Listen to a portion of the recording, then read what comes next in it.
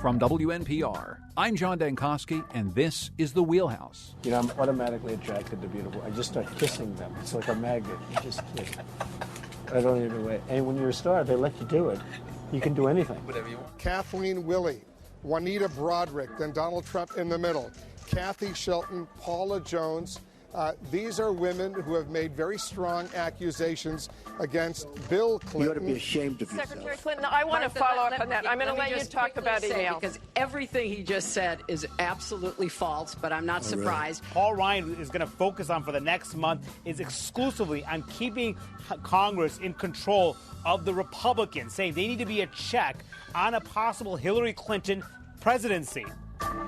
Well, that's some of the news we're going to be talking about today in the Wheelhouse. I'm John Dankosky. Hope your Wednesday is off to a really good start here. And we've got a lot to talk about. Most of it's going to be about national politics, but we'll also get into some things happening at the state level as well with Colin McEnroe, the host of the Colin McEnroe Show on WNPR. Howdy there, Colin. Good morning, Mr. Dankosky. Bill Curry is here. He's our Democratic political analyst. Hello there, Bill. Good morning, sir. Nice to be here. And Suzanne Bates is Policy Director for the Yankee Institute for Public Policy. Hello once again, Suzanne. Good morning. So, okay, we're going to start obviously with the debate. There's a lot to talk about there. It's been talked about a bit over the course of the last couple of days, but I think that there's still a little bit more, maybe with some time, that we can digest from that. There's been some other news rolling along since then, and I do want to get a chance to talk with Colin McEnroe about his compelling program yesterday with 4 Donald Trump supporters. But first of all, Colin, now that we have a little bit of time to digest the debate and some of the news of the last week, what are we thinking right now?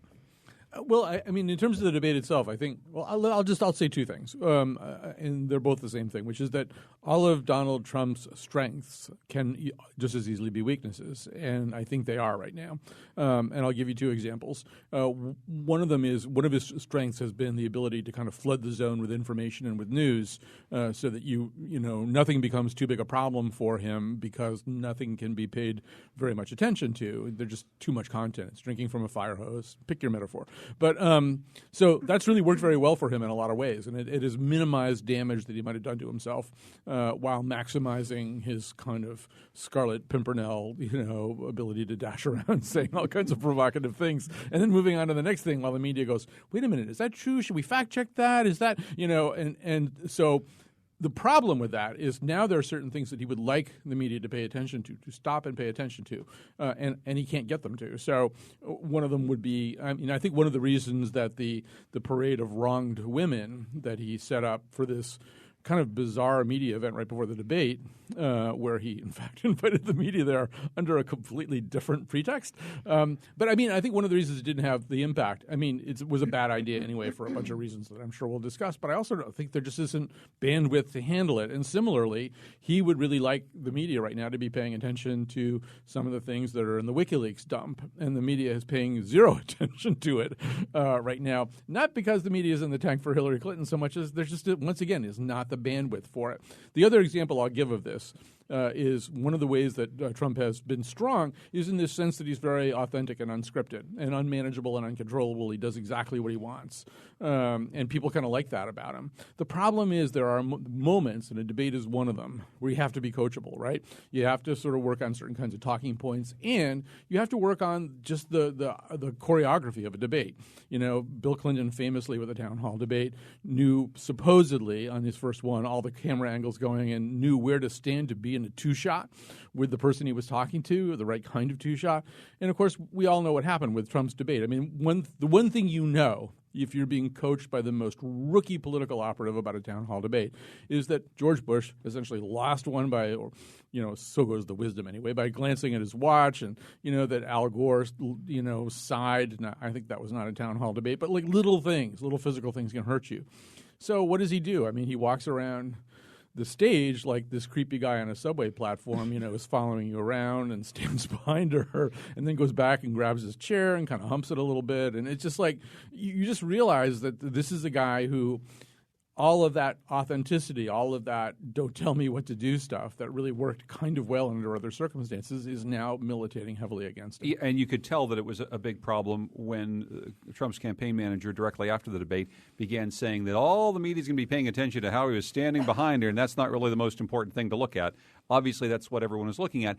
Colin mentioned something, though, Bill, that I want to get to maybe in a little bit more detail in a bit. Trump had a chance during this debate, and the moderators had a chance during this debate to actually seize on the other piece of important information that had come out over the course of the previous few days. One was the Access Hollywood tape, and again, I sort of can't imagine that we're talking about this, but here we are. And that's what the first part of the debate was about and what the national conversation was about. There was also this new WikiLeaks dump of a whole bunch of information that included things that Hillary Clinton had said in private and during private speeches, which had a whole bunch of the sorts of information that Donald Trump, his supporters, and the Republican Party at large would like to have us focusing on, and he didn't really even bring it up, which seemed like an odd thing to do when you're trying to take the heat off yourself. Well, again, I agree with Colin. I mean, we all know who Trump is and his complete lack of impulse control, and he was too busy stalking the stage like an ex-husband under a temporary restraining order to focus almost on any kind of issue. The thing about both these sets of leaks is that we didn't learn anything new about either person. And for all the Republicans who are now getting off the Trump bandwagon because of this tape, many people have asked, quite rightly, what didn't you know about how did you miss this? This has been 1 year, a ceaseless tableau of barbaric and repulsive behavior, and you just figured it out. And with Hillary, my basic take, and there's so many documents that have been dumped by WikiLeaks here that I don't think anybody, even people who do nothing but follow it full time, have really figured it all out yet, or gone through it all. But what they've printed so far, there's really not anything there. If you thought that Hillary wasn't pandering to the Wall Street audiences when she gave the speeches, then maybe you were finally shocked to find that she was. One of the reasons I think that Trump didn't go after it is that it would have been pretty hard for the Trump people to find exactly how to take what we have so far on the record and make much of it. For Clinton, if this is all there is in the WikiLeaks dumps, if this is it, then what I said a couple shows back, that her real opponent was not Donald Trump but Julian Assange, then she's won that race too.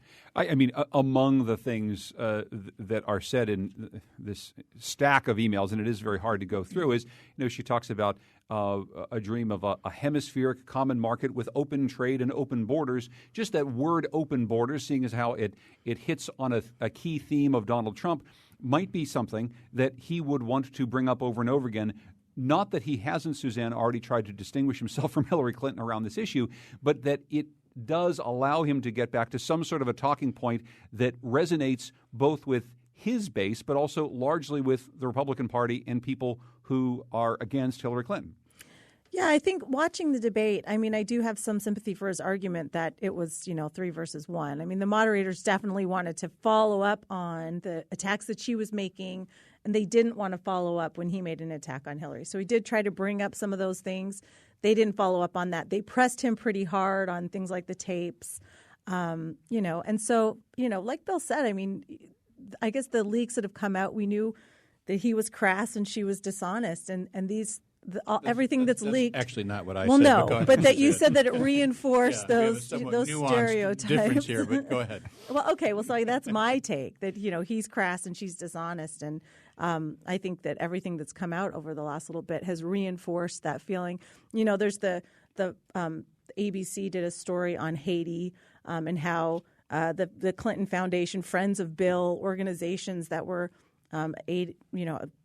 putting aid into Haiti after the earthquake got special preference over other aid groups. I mean, these kinds of things are bothersome and disturbing. And I think in any other campaign, any other year, they would be big news. But I think, the focus is really on Trump right now and his flaws. It's on Trump and his flaws. I mean, how do you think these last couple days has changed any of that? Given the flaws that we knew going in. Again, no big surprises in the Access Hollywood tape. Finally, what this does is it forces some mainstream Republicans, whether it's Paul Ryan or John McCain, to come out and say, okay, look, I just can't do this anymore. I mean, I don't know how you feel any of this has moved the needle. Now Donald Trump says he's unshackled, and Lord knows whatever the hell that means. But well, I think, where it moved the needle, at least, so I follow, a lot of the sort of conservative, the people on the right, and there's been that Never Trump group and then the Trump supporters and that kind of infighting that's going on over there. And I think where there were a lot of women that were not happy with Trump but kind of tepidly supportive of him when that tape came out, I think it just set a lot of conservative women off. And they It was just really disturbing to them. And so I think that's maybe what forced the hand of some of the others. And then, of course, he dropped so rapidly in the polls that I think maybe some people who felt like they had to support Trump all of a sudden felt freed from that. I think they're in really I have some sympathy for Paul Ryan and some of these others. They're in a really difficult position. Their party chose this person. Their base chose this person. And so they've been trying to be loyal to not just Trump, but to those voters. And so I think they're finding it really difficult it's a line that's very difficult to follow. Well, and Colin, we heard some of this on your program yesterday, and I really do want to commend you for the show that you had. You had 4 Donald Trump supporters on. You just basically let them talk, make their case, and it wasn't about Hillary Clinton. It wasn't about bashing her. It wasn't about the tapes in Access Hollywood. It was about why they feel Donald Trump is a better presidential candidate. One of the things I came away with was that feeling that Suzanne just said, which is for mainstream Republicans, those who really want to support whatever Republican candidate the party puts forward, this is indeed a difficult time, but it doesn't change their basic feeling of what they think a Republican candidate, no matter what his name is, would do versus any Democratic candidate, especially one with Clinton at the end of the name.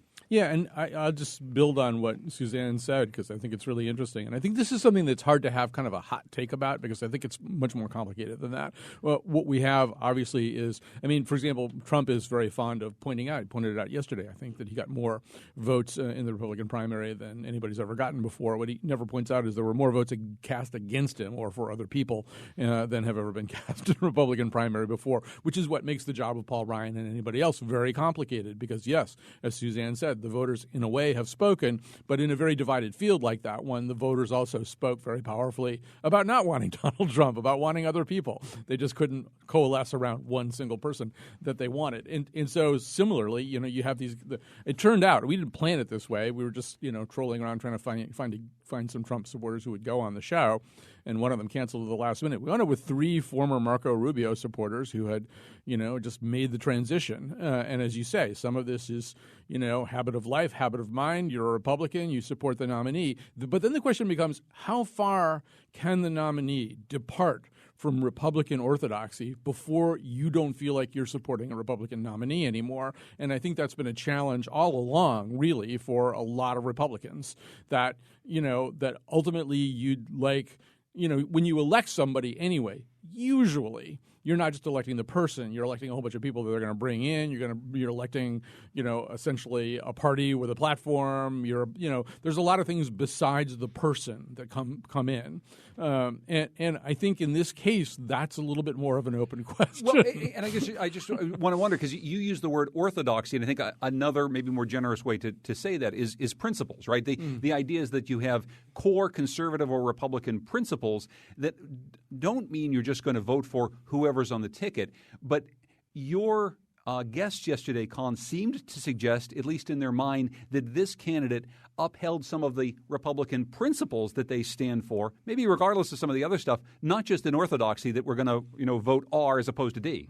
Right. And, once again, I see that this is a really complicated question. The unkind and reductive thing to do would be to sort of say, well, in some ways you guys are being kind of good Germans about this in the sense that you're willing to look past an awful lot of stuff that really, falls to me in the category of borderline hate speech or just, xenophobia, bigotry, all this kind of stuff. These people who were on my show yesterday were not from the basket of deplorables in any sense of the word. They were, I think, if they're going to be 48 million or 50 million votes for Donald Trump, most of them are going to be much more like these people. They're Republicans. On balance, they think Republican ideas are better than Democratic ideas.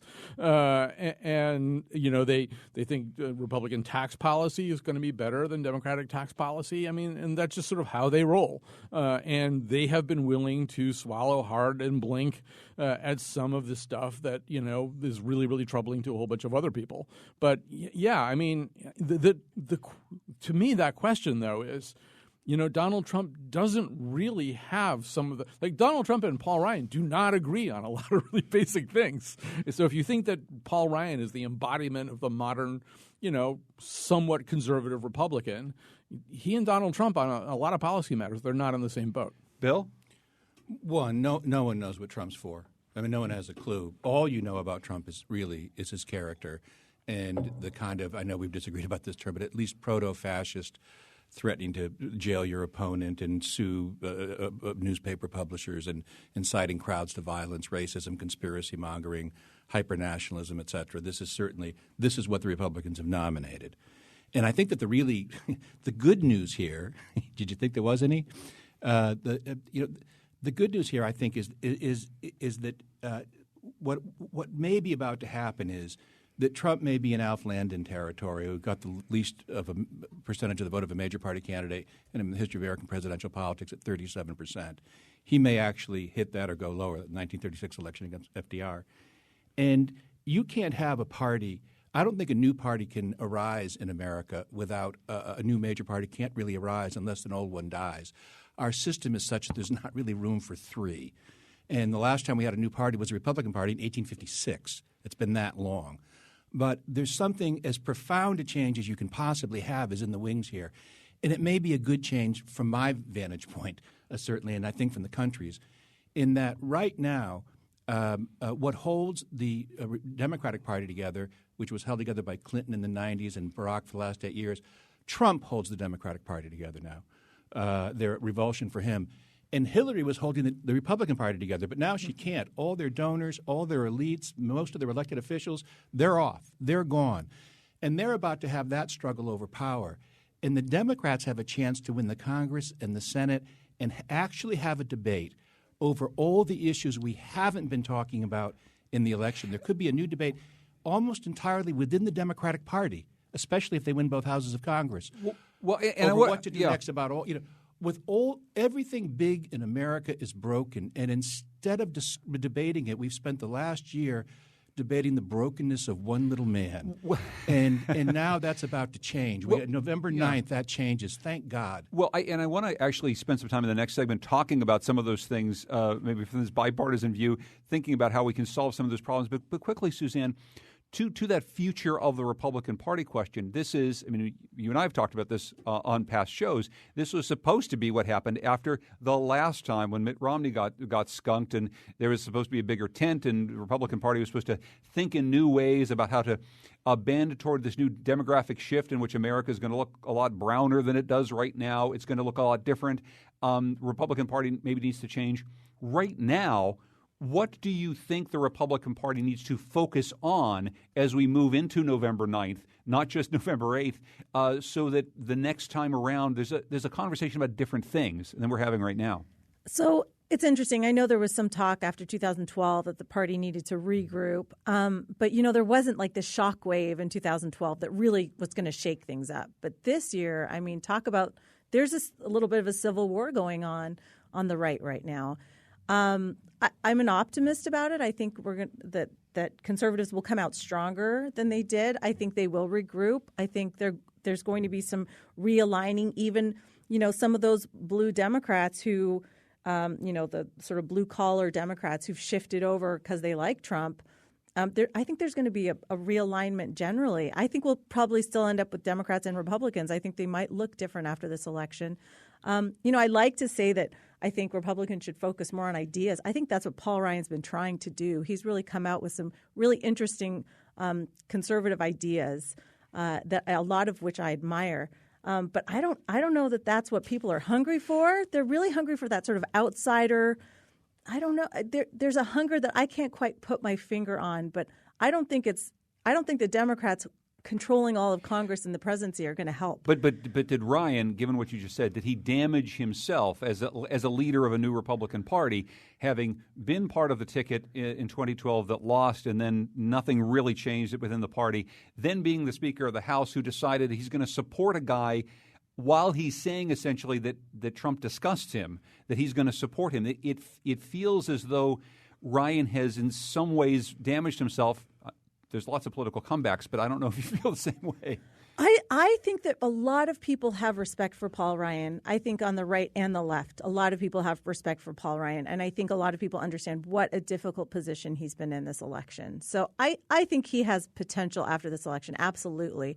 I don't know that he's going to emerge as the leader of the new right, but I think he definitely has potential to to be a leader. I think Paul Ryan's going to be just fine. I mean, he's been frozen out in no man's land for a really long time. It didn't start over the weekend. He's had 4 or 5 junctures of this campaign where he's going to come out against Trump and said, whether it's talking about how you can't get a fair trial from a Mexican judge, he's had a bunch of moments where he's come out and said, well, that's not really what we think, and I'm really disturbed by that. But then he's kind of stayed nominally on the bus. Probably, and you can understand for all of the reasons that Suzanne's talking about why he would do that.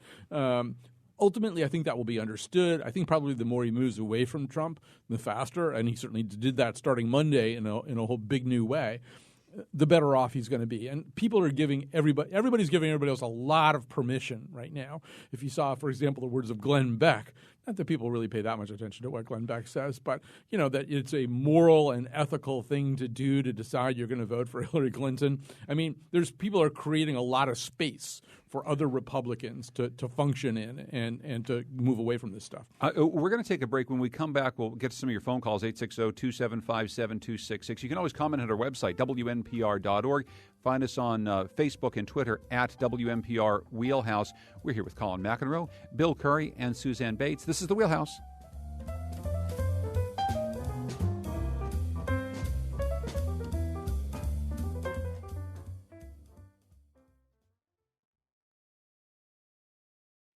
This is The Wheelhouse. I'm John Dankosky. We're taking a look at the week's news with Suzanne Bates from the Yankee Institute for Public Policy, Democratic political analyst Bill Curry, and also Colin McEnroe, who's the host of the Colin McEnroe Show on WNPR. What is on your show today, Colin? Well, John, want to get away? I do, actually. A lot of people Thanks. do, yeah. So we fell in love a long time ago with a website called Atlas Obscura, which specializes in particularly working with its users to sort of track down this really kind of amazingly quirky or weird or disturbing things all over the world. But when you visit a city, they know the 6 weird little museums that nobody's ever heard of, or strange little things that you can go look at, or things that have weird legends behind them. And they've put out this beautiful book compiling a lot of those things. So we got back together with them for this show. I'm talking about it in the past tense because we've already recorded it, but it's a lot of fun. That is so up your alley, boy. Man, is it dedicated to you? Is there something there in the frontispiece? I so relate to this. Are you in this book? Is that what you're doing? You're in it, aren't you? Some of the weirdest places in the world. My final career. This afternoon with Colin McEnroe on the Colin McEnroe Show. We will get to some phone calls in a minute. Just very quickly, I'm going to take just my minute here and do a little bit of media analysis. I'm fascinated by this stuff because, as we mentioned earlier, a lot of Republicans, certainly Trump supporters, felt like the debate was a 3-on-1 affair. To me, there were so many problems with the format of that debate. And here's my very small proposal. We have 3 debates each year that are run by this commission. One should be one moderator, completely bipartisan group of questioners, 2 people on podiums, no audience. And do it formal debate style. There should be a second debate in which all those same rules apply, and you should open up the field as widely as possible and get third-party candidates. In this debate, Gary Johnson, Jill Stein would be on stage. And the third debate is one person moderating with 2 people sitting at tables, much like we are just now, no audience, just having a conversation, and then you actually get to learn something about the candidates. It's the only way this can work. Audiences, in debates, it can't work anymore. I know we're going in exactly the opposite direction in American politics, but I just feel like without some sort of change, these things, Suzanne, become just sideshows. And I felt just dirty and horrible after watching Sunday night's debate. I waited a couple days to watch the debate because I really didn't want to. And I wasn't as bad as I was expecting, maybe because I'd read all the coverage and expected like this awful thing. There was more substance there than I thought there was going to be. But I actually like that idea of not having audiences. I like the idea of having a more bipartisan panel asking the questions, because I think that some people feel like the questions are biased from the get-go. But whoever likes, I feel like the poor debate moderators, they have a hard time because nobody ever is happy with how things go. No, I will say of all the jobs done so far, I thought that Martha Raddatz especially stood out. I thought there was a lot of really good work being done. I did comment that night, Bill, that I thought, as we brought up before, that she had an opportunity to ask a sharp question of Hillary Clinton about her emails, and she asked a flabby question about whether or not you can have a personal and a private view on something. I felt like that was a chance to actually ask a very sharp, difficult question of Hillary Clinton and then follow her up. But otherwise, I thought Martha Raddatz did a pretty commendable job. Anderson Cooper as a sidekick. I thought if you couldn't get Dr. Phil and Rod Serling, then I think that the Anderson Cooper Martha Raddatz tandem was well suited to the occasion. Let me just, in the vice presidential debate, there were two storylines that came out of it. One was that Pence won, and the other was that Pence lied. And the problem is that people care more about whether you lied than whether you won a debate. So by day 3, he hadn't won anymore because so many things he'd said that were inaccurate were played and played again. The great Republican complaint that it's 3-on-1 is because Trump lies more than any public figure in the history of American politics. There were 50 to 60 lies. Literally everything he said was wrong. We actually had a discussion in the media about whether or not moderators should correct factual errors. I'd never heard that discussion before.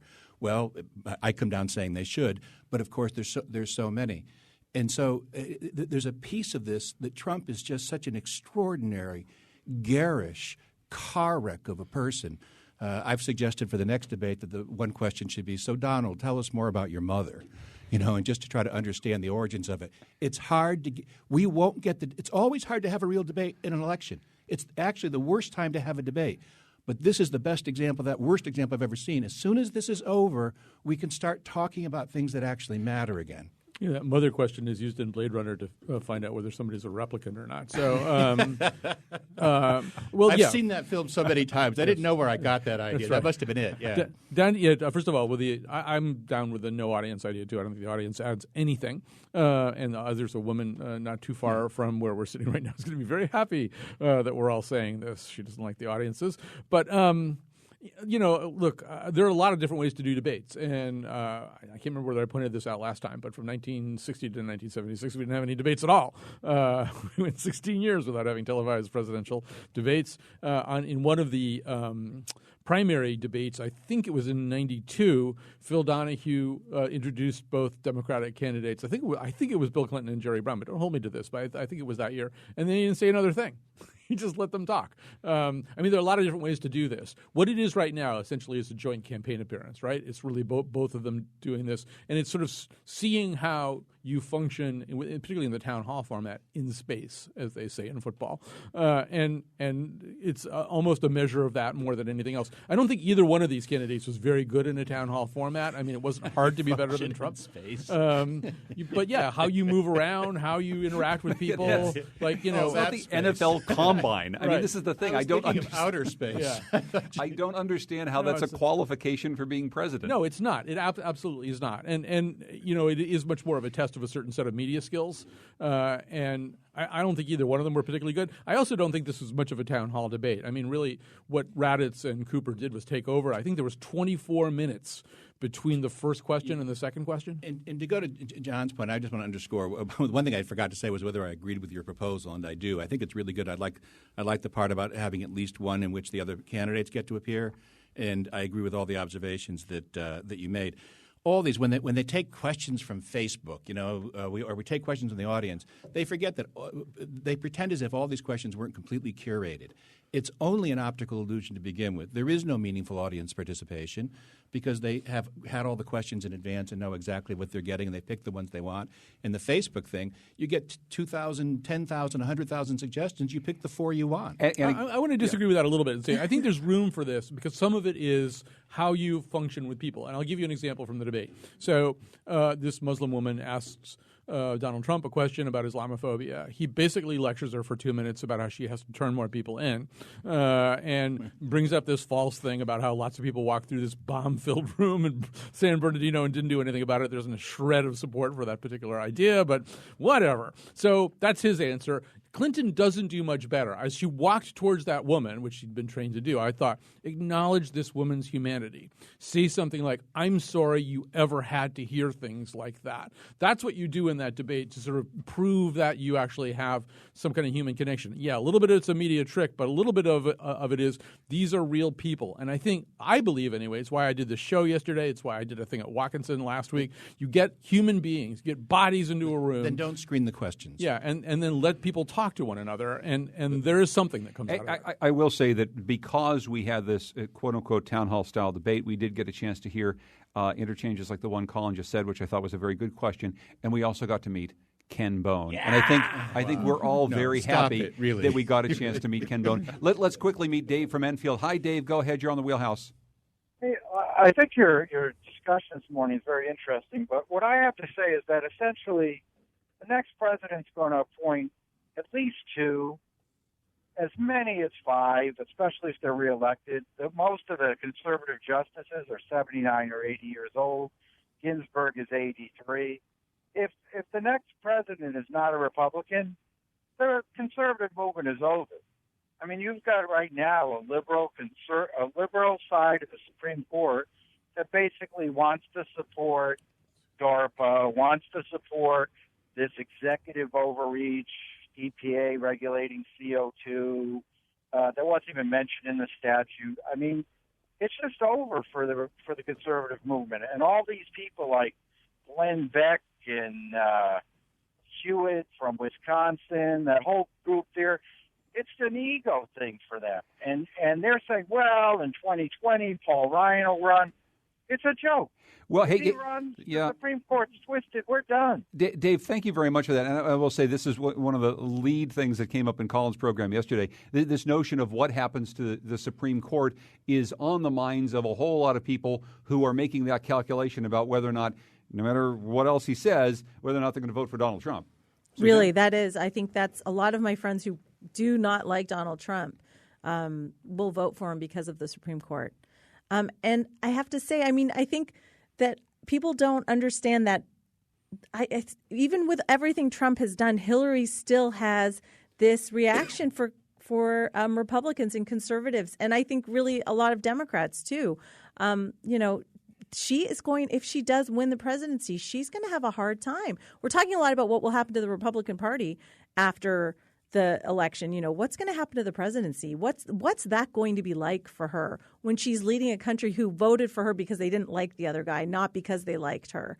I think that's going to be I'm just really worried that the electorate is going to be so divided after the election. It's going to get even uglier than it did in the last Clinton presidency, which I think is a real possibility. And it, with all this activist court and the other concerns and this feeling that the media is with Hillary and that they're helping her along, there are a lot of, and they're real. A lot of these complaints are real. And I think one of the frustrations that Republicans and conservatives have is that when they raise these concerns, they are just dismissed out of hand by a lot of people. But they're real concerns, and they have legitimacy. And I'm just concerned that if those voices aren't heard in a Hillary presidency, that they're just going to get angrier. Bill, quickly? Well, just that I think it's going to be something different. I think there's going to be a lot of anger in the Republican Party. This is going to be just Shakespearean, the denouement of this election. On the Democratic side, especially if there's a Democratic House and Senate, I disagree with Suzanne's idea. I think we've had 6 years to look at how divided government works. I hope people are thinking about it, and considering the idea of giving one party the chance to be held accountable and the chance to make a government work. And if that happens, I think that the debate within the Democratic Party for a second, it and was I think party. the debate within the Democratic Party. And let me not jump on Suzanne. I'll push back on you in this, Bill.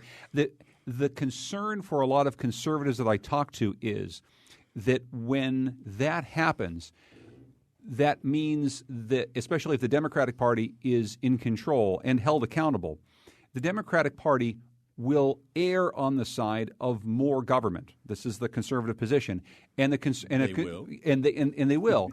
And if you are a conservative, that is by its nature the thing you want to avoid. And so it's sort of a false equivalency here. If you have a fully democratic government, it may be accountable, but it also is going to tend toward a larger government, which is anathema to Suzanne and many other Republicans. And not just conservatives, but moderates, too. There are a lot of people that don't like big government in America. You take my point. And I do. Look, first of all, the country doesn't just want unadulterated progressivism. And again, that's why the Democratic debate is so interesting. Hillary Clinton said she was going to make Bill Clinton the czar of the economy. She should actually put him in charge of reinventing government. If the Democratic Party isn't send them someplace for 4 years into them, but it was the one thing they did really well when the Clinton administration was look under the hood and take care of things. Yeah. This government is in such disrepute, and So just looking at ethics and management. And the second thing is that it's only in this crazy debate that Hillary's proposals look like much bigger government. These are about as scaled back. She's going in with proposals that are about as scaled back compared to Obama or any other Democratic candidate. She's walking in what was the center. You can go position by position, and what she's basically going to be being putting on offer is what used to be the bipartisan elite consensus of both parties, and that will be struggling with it. In both parties. There'll be an insurrection, but the insurrection on the Democratic side will be over more relevant issues. Colin? Just to go back to a couple of things that came up earlier, I am concerned about the kind of delegitimizing of a potential Clinton presidency. I mean, I think most people think she's going to win this election, but I mean, she is going to win the election, as Suzanne said, in a climate of people essentially voting against the other candidate. I'm not so sure that the media has been pro-Clinton as it has been against Trump. And one of the Jeff Jarvis put up a rant the other day about this, that one thing you just never see on the media are like Clinton rallies where people are happy and smiling. You know, I mean, it's like you just never see that, right? You kind of don't see that kind of thing because, in fact, the media is not that interested right now in Clinton's candidacy. They're interested in destroying or at least thwarting Trump's candidacy. They see it as kind of a civic emergency. So I don't know. It'll be an interesting thing to see how she builds a mandate up. It's not impossible to do. It'll probably be a little bit analogous to George W. Bush coming in 2000, with some real, it'll be, I think, a very different set of numbers, but some real questions about how it was that he got to be president and can he lead after that. But she's going to need to make some right moves and some good moves in those first 100 days to get the nation behind her. Go ahead. I think the concern that people have with the media and Hillary and Trump is that they don't push back on her with a lot of these issues. I mean, she rarely talks to the media, and yet there's not this pushback. She's had this very opaque, and she's a person who's very closed in general to the media. It's why she moved those emails to that private server in the first place. She didn't want anybody to be able to get access to her, legitimate emails as the Secretary of State. Yes.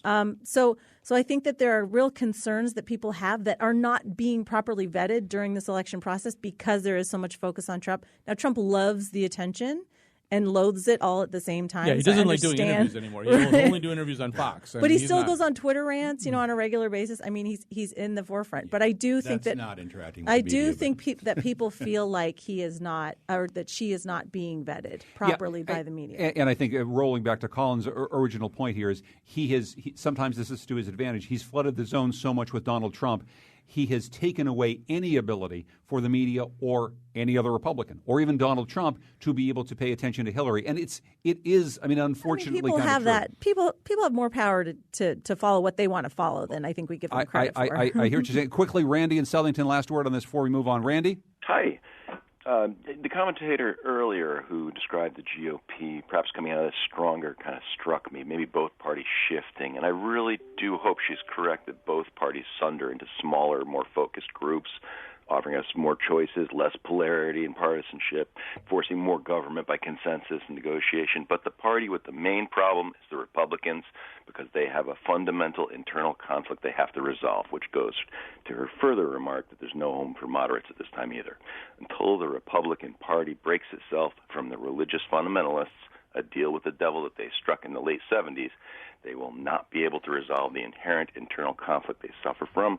True conservatives who want limited government out of private affairs, cannot simultaneously seek to control the most intimate, private aspects of our lives. Randy, thank you very much. A quick thought, Suzanne? Yeah, I think, I don't think we should put the blame on religious conservatives. I do think that a big tent for the Republican Party, I wonder, I think with the way the Democrats are moving with some of the speech issues on campus that we're seeing and other things, I almost think the Republicans have a greater opportunity to make that big tent where speech is more possible and you can have people who disagree on social issues and other things where they can't do that anymore in the Democratic Party. So I do feel optimistic about it. I think religious conservatives certainly have proven that they can compromise this time, right?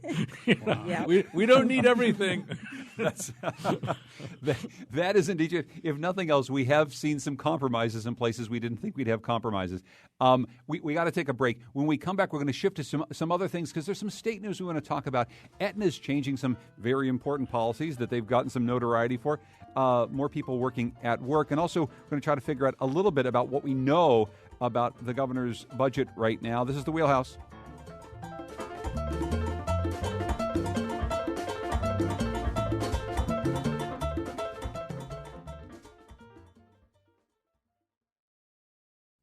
This is The Wheelhouse. I'm John Dankosky. We're taking a look at the week's news with Suzanne Bates from the Yankee Institute for Public Policy, Bill Curry, our Democratic political analyst, and Colin McEnroe from the Colin McEnroe Show on WNPR. 'Tis the season for political roundtables. As a matter of fact, I'm going to be moderating one next week at Central Connecticut State University, my old stomping grounds, bringing together some of my favorite political commentators, Suzanne Bates, who's right here with us right now, as well as Kalila Brown-Dean, who's often on this program from Quinnipiac University, and Ned Lamont, former gubernatorial candidate and Senate candidate. Ned Lamont is one of the, maybe not original upstart candidates, but certainly one that got a lot of attention 10 years ago. We're going to be looking back at 10 years since Ned Lamont almost took out Joe Lieberman and figure out what an upstart candidacy means today. Also, hopefully, going to solve some of the other issues that we're hoping to talk a little bit more about in American politics. This is happening next Tuesday night at the Student Center Alumni Hall at Central Connecticut State University at 6:30 p.m. Hope you can join us. Before that, I'm going to be moderating a mock debate between a Republican and a Democrat, one playing Donald Trump and one playing Hillary Clinton. We're going to see how that goes. That's happening next week. And Bill, you're doing something this weekend that we wanted to mention very quickly. I am doing, yes. On Saturday morning, actually, I'll be out at the community bookstore in Winstead on 414 Main Street. And for those of you who haven't heard enough of this stuff, Ralph Nader will also be there. And if you want to hear the argument for why progressives should be voting for an independent, Ralph will be making that. And if you want to hear the argument for why the strategy is better to put Hillary in and have this debate we've been talking about, I'll be covering that end of it. And I promise you it'll be fairly entertaining. So this is Saturday morning out in Winstead at the community bookstore. I'll be speaking at 11. It starts at I go on at 11 to make my pitch, and then the day goes on from there. So start lining up early, folks. Can I throw in one thing? Because we're on CTN right now. Yeah. We're being filmed by CTN. I'm launching with Ken Bone a half-hour comedy on CTN. It's called That's So Bone. And I think it's going to be... You're such an opportunist, really. I'm just really... Sometimes I'm just ashamed of you. They lost the Program Review and Investigations Committee. That was their big show. To be jumping on the Bone bandwagon at this point. It's so sad. They lost Real Housewives of the Program Review and Investigations Also, Committee. by the way, I just want to say one thing. On Saturday, I'm going to spend most of the day celebrating Colin's birthday, and that is just like one huge, extraordinary bacchanalia, but it's kind of a movable feast.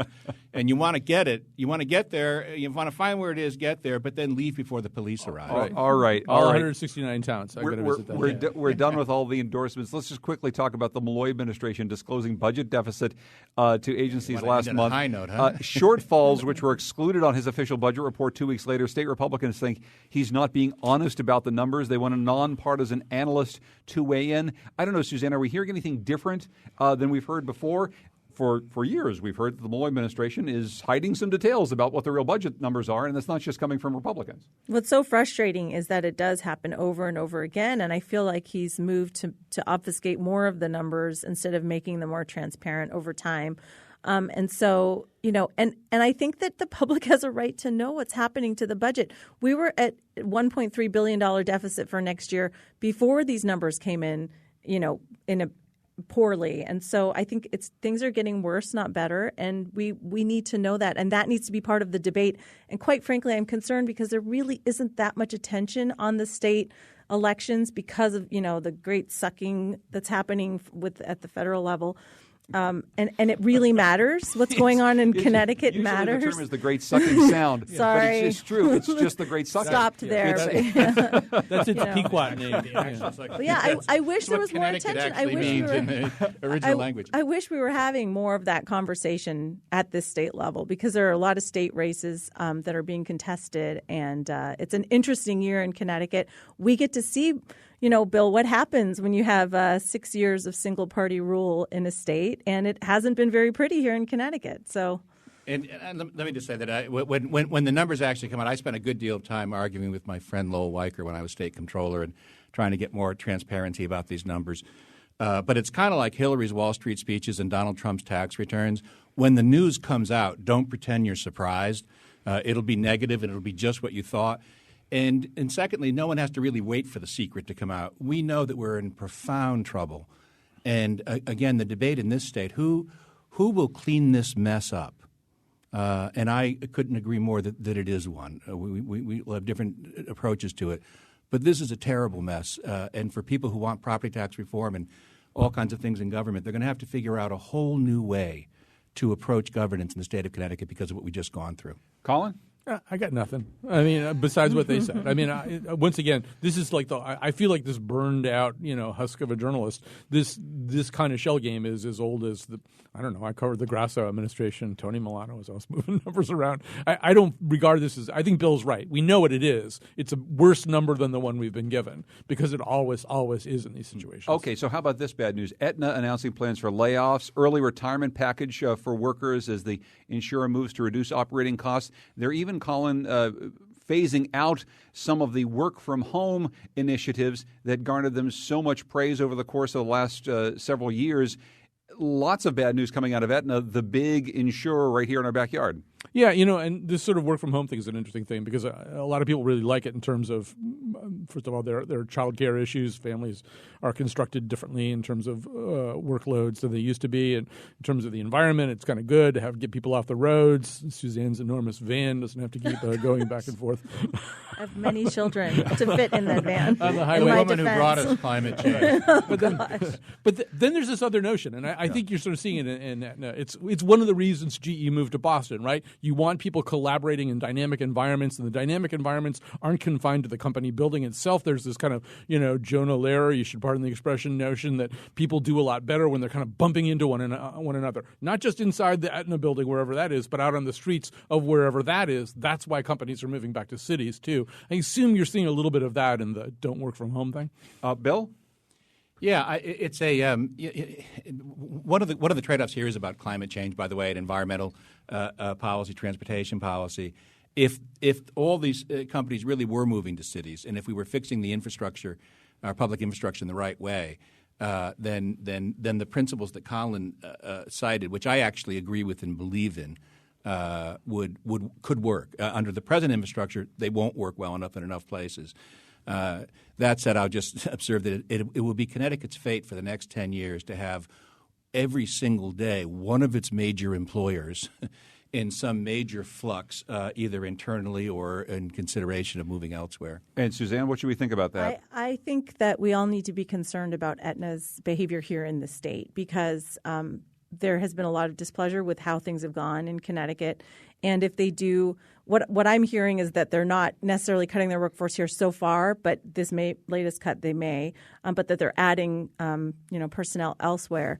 There's a belief among business leaders that this state is hostile to them, and they're upset, they're angry, they're frustrated with the climate that they're experiencing here. And what's going to change that's going to make that better? We've had the slowest job growth in the country over the last 25 years.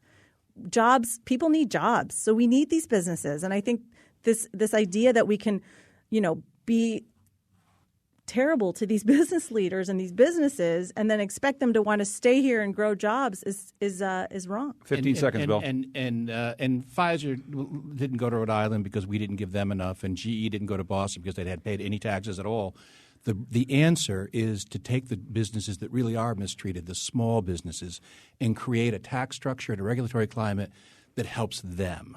Colin, I'm going to give you the last word on something we haven't talked about today. Just a little thing from the Hollywood Reporter. It's a piece on the Brentwood home of Frank Luntz, who's a West Hartford native, graduate of Hall High School, of course, famous dial-running Republican research consultant. Among other things, he has an Oval Office replica that reflects more than 70 years of presidential history. The desk is modeled after JFK's. The phones evoke LBJ's. The moldings are borrowed from Reagan. And hanging in the bathroom next to the Oval Office is a version of the famous blue dress worn by Monica Lewinsky. Frank, that is really weird. Really weird. This is his actual home. Yeah, he lives there. Wow, he lives in a house with the blue dress. That is Holy weird, Frank. Dude. Colin McEnroe, host of the Colin McEnroe Show on WNPR, next host of Cribs on CTN. Bill with Curry Ken Bone. with Ken Bone, Democratic political analyst. Thank you, Bill. Suzanne Bates from the Yankee Institute for Public Policy. She'll be with me next Tuesday night, 6:30 at Central Connecticut State University. Thanks for joining us in the Wheelhouse.